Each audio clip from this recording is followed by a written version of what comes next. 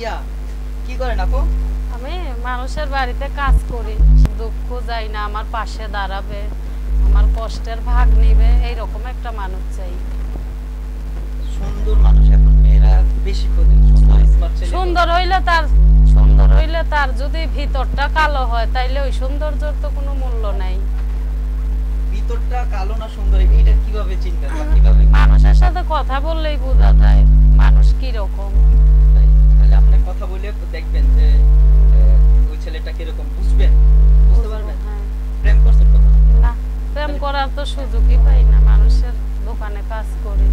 কাজ করলে তো মানুষের কত প্রেম করে। না, মনে আনন্দ থাকলে প্রেম করা যায়, মনে আনন্দ নাই, কষ্টের মানুষ, যতক্ষণে কাজ করি অতক্ষণে সংসার চলে, তাহলে কিভাবে প্রেম